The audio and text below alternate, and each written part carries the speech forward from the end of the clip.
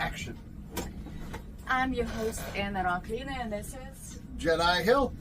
So in today's discussion, we'll be talking about how it all started for you, the NewAtlantis and New Atlantean society, and why we're doing all this. Okay, Yep. So go ahead, Jedi. Tell us, how did you come up with this NewAtlantis? Okay, well, the original time I actually came up with it was during a VisionQuest at 16. I'll spare you some of the torture, just get through it.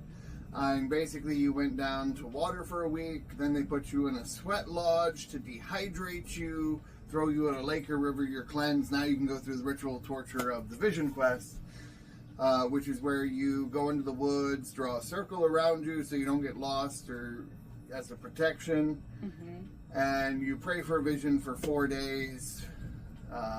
I was right at the point of my last breath, thought I was dying, had the vision, saw where humanity's going in the future, saw all the cataclysms and other things that are coming, and NewAtlantis was a part of that.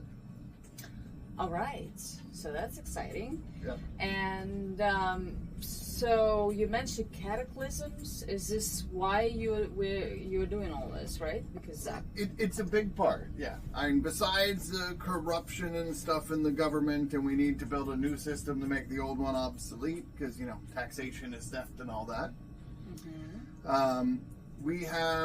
The government has known about it since the late 40s to early 50s for the pole shift, where the planets change where the magnetic north and south is, and it's also known as a geomagnetic excursion. I have known about it since the 90s myself and have been preparing for what's coming.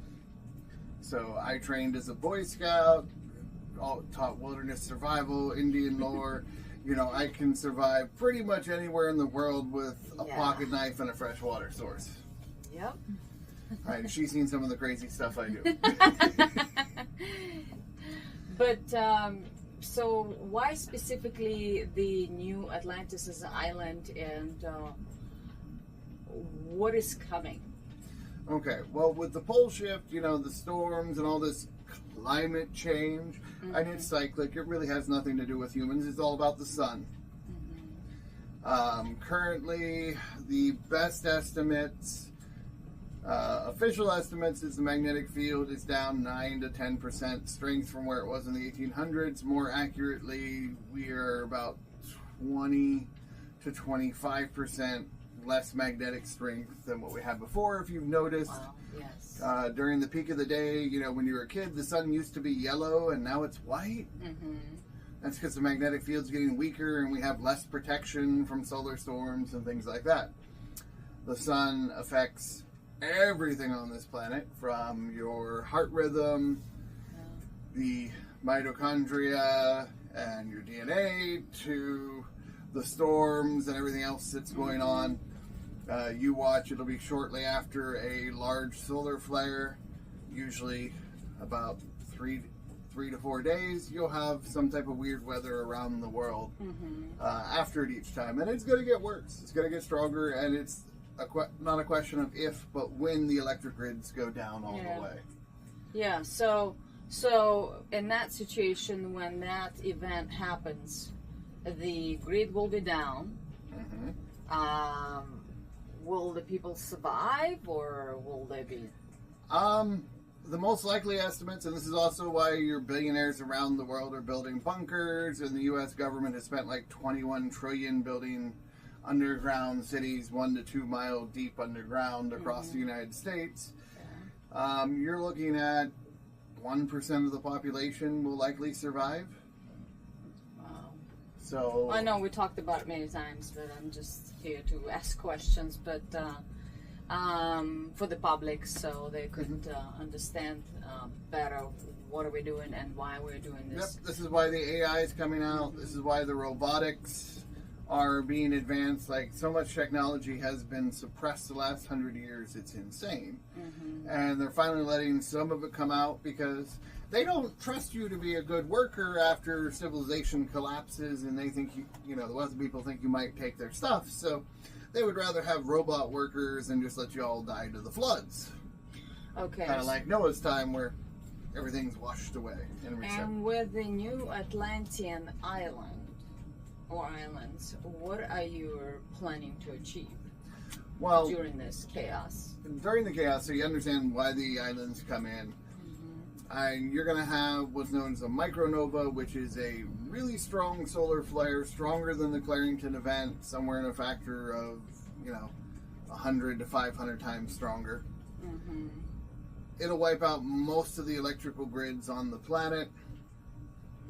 And after it hits, you have the flash first, and then 1 to 3 days later, you will have the coronal mass ejection from the micronova actually hit the planet, and it will cause the decoupling from the plates of the poles.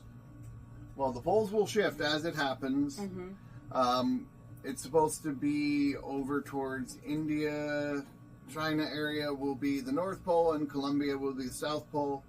Greenland and Antarctica will be back on the equator. That's why Trump is after Greenland now, because he knows it's going to be a strategic location on there. The polar ice caps will melt within a very short period of time, and as the planet rotates 90 to 104 degrees, you're going to have somewhere between 500 to 1,500 foot tidal waves that wrap around the planet and then slosh back the other way. So the sloshing is happening, so there will be floodings and yeah, the East Coast is completely gone. The West Coast is gone. All through the middle of America, your Kansas and all that is going to be under several hundred feet of water. Okay. So you either need to be high up in the Appalachians, or you need to be in the Rockies, preferably on the western slopes of the Rockies, in between the Rockies and Sierra Nevadas. Think about Salt Lake City. The Great Salt Lake, that is actually where all the salt water from the last one has coalesced as it's evaporated over time and collected.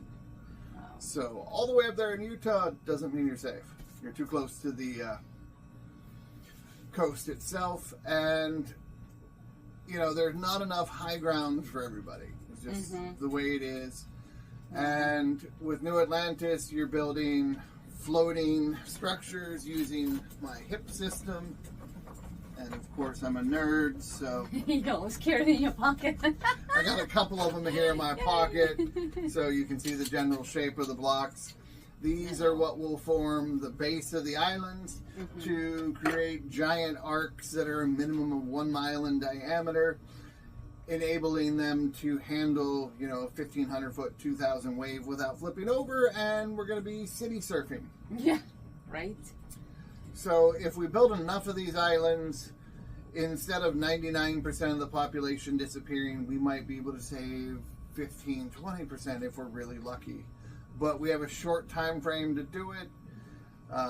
People like Ethical Skeptic and the Sun Weatherman, Ben Davison, we'll talk about the different timelines. And Isaac Newton quoted 2060. I've heard some people say as early as 2030. That's where you get the UN agenda, the Davos, the WEF, and all that for the 2030, because they want you to be poor, own nothing, and be happy or else. Oh, dead. Pretty much, yeah. The Malthusian cult with your Bill Gates, and I feel bad for all you that got the jab for that, because it's not a good thing when you actually understand how it works. But back to the NewAtlantis, the floating cities, this enables us to build rescue vehicles that float and can handle when the main flooding happens. We can grab survivors, we can load people onto the boats before the major catastrophe, giving us a chance to preserve a much larger portion of humanity. Versus the 5.1%, right? Less than 1%, yes. Yeah, like even if we only ended up saving 1 billion out of the 8 to 10 billion that's actually here now, that would be a huge improvement over maybe the 10 to 100 million that would potentially survive otherwise to repopulate the planet. Well, that's... So that's the ultimate thing, preserve humanity for the next 1,000+ years so we can get into the next cycle without hopefully going all the way back to the Stone Ages.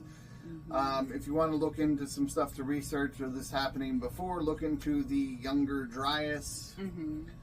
This was between 12 and 13,000 years ago. Sea levels rose between 300 to 400 feet in a few day period, which is like when you think of how much thermal energy it takes to melt the ice caps, or a large portion of the ice caps, within a few days, that's major juice.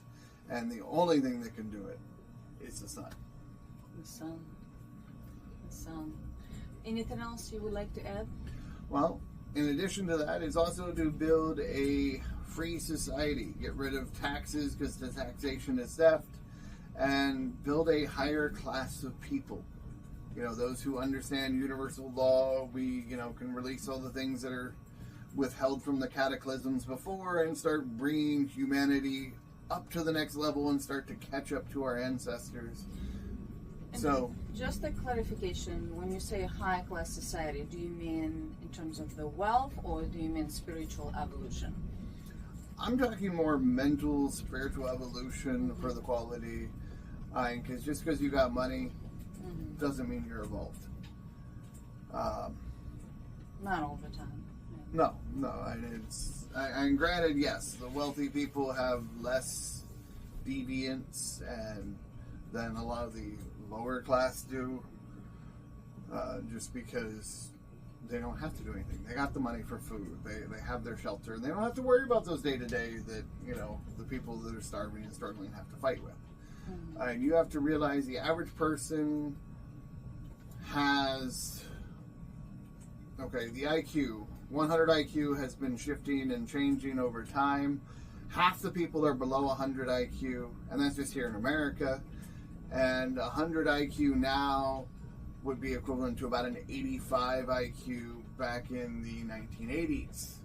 So humanity has been dumbing down very quickly to where most people are just base animals and don't have any of their higher mind function at all. You're completely controlled by, they're completely controlled by social media, mainstream media, and aren't capable of critical thinking. So we're looking for those who are more intelligent, who are more capable, more skilled, whether it's with mechanics or computers or whatever the case may be, for inventing, so we can bring together the best and brightest people in the world to build a new society so humanity can thrive the next 1,000 years. Absolutely. And so how can people connect with you if they're interested to learn more about your project and New Atlantis and New Atlantis Society? Well, you can go to NewAtlantisDevelopments.com. That's New, N-E-W, Atlantis, and then developments with an S at the end. You can look up the New Atlantis Society, join for free to gather the people. On the links there, you can also find us here on Facebook and then on X at Alchemist Jedi. Wonderful. Well, thank you so much, Jedi. Yep, thank y'all. Sign off. We'll have more information soon.